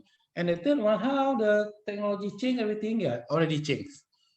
So Rizki, you imagine next year, if you are not COVID, you don't have a COVID, you want to travel to Japan or Korea. Which one you choose?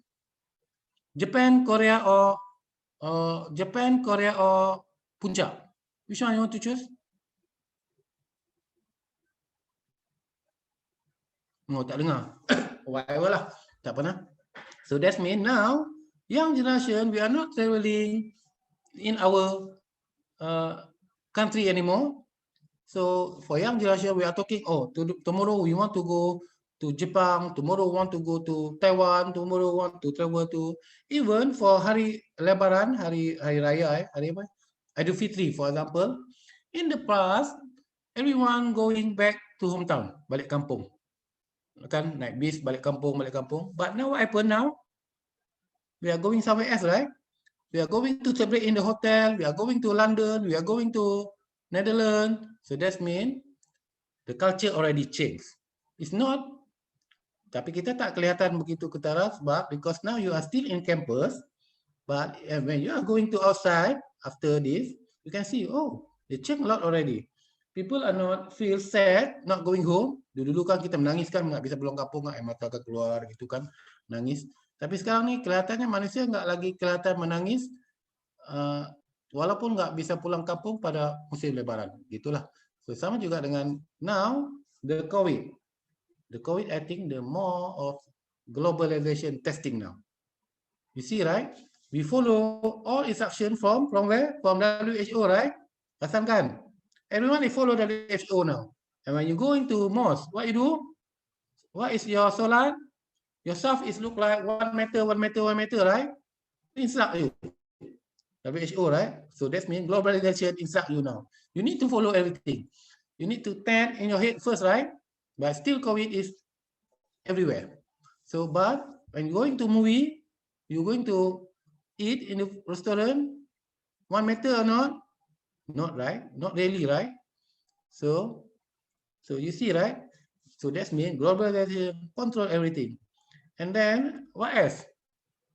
A lot of things. So actually, tak payah cakap yang lain tu yang di belakang tabir tu tak cerita lah. It's not appropriate to discuss in here. Thank you. So okay, Rizky, thank you very much for your question. Ini just for fun for our. Okay, siapa lagi nak ni? Dr. Anissa.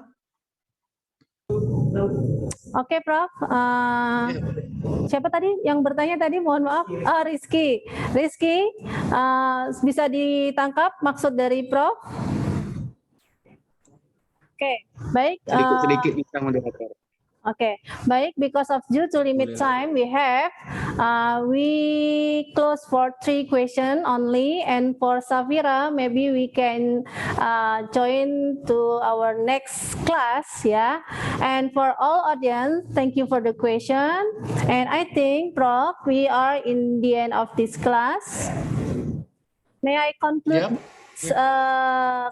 topic Yes, for can. your presentation? Yes, can. Okay, our audience, let me conclude the topic of our class today. Changing nature of work can affect an implication, health and well-being and productivity in organization. Some source stress, poor health can come from environment uncertainty, such as economy uncertainty, political uncertainty, of course, technological change. Of course, so consequence for the changing, we have to get productivity strategy for supporting employee for well-being in organization. And we have to move faster than other players, so we can cope the competitors. If not, we will left behind. That I think that is all, Prof. And I say thank you for your time and for your presentation, and for your all audience. Still keep stay tuned till now. Still we have more than 200 participants, and for all audience, I announce for you all, don't forget to fill the absence after the link di terakhir setelah Zoom meeting kita ini untuk mendapatkan e-sertifikat. And for Prof. Awang Idris, I'm very exciting. Thank you for your time and for presentation. I really honor I can accompany you as a current moderator for today. And I hope we can meet again in another class. See you. Bye-bye. Wassalamualaikum warahmatullahi wabarakatuh. Waalaikumsalam. Okay. Baiklah, audiens semuanya. Alhamdulillahirrahmanirrahim, kita sudah bisa menyelesaikan kegiatan kuliah umum kita pada pagi hari ini dengan lancar, alhamdulillah. Jangan lupa sekali lagi diisi form absensinya untuk mendapatkan e-sertifikatnya. Link chatnya tolong diperhatikan, karena kalau tidak mengisi link absen di link chat akan tidak mendapatkan e-sertifikat. Mudah-mudahan materi kita pada pagi hari ini menjadi wawasan tambahan bagi kita semua, menjadi ilmu yang bermanfaat. Baiklah, sampai jumpa pada kuliah umum berikutnya. Saya Dr. Anissa Mardatilah, MSI, izin mohon undur diri. Wassalam.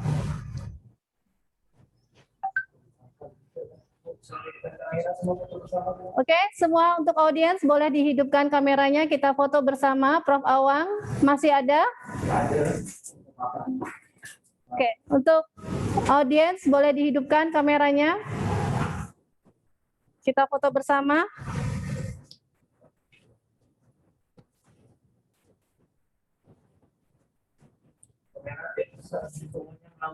Semua melambai, raise your hand to kamera. Cheese. Oke. Bye. Udah? Oke. Oke. Udah? Oke, sudah close. Alhamdulillah.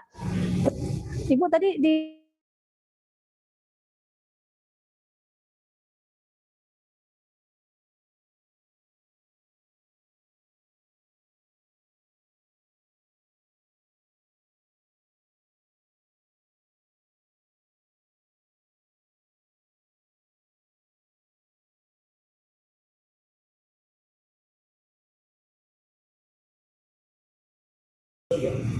Baik, audiens, tolong diisi kembali absensinya di link chat untuk mendapatkan e-sertifikat dan bukti kehadiran kuliah pada hari ini.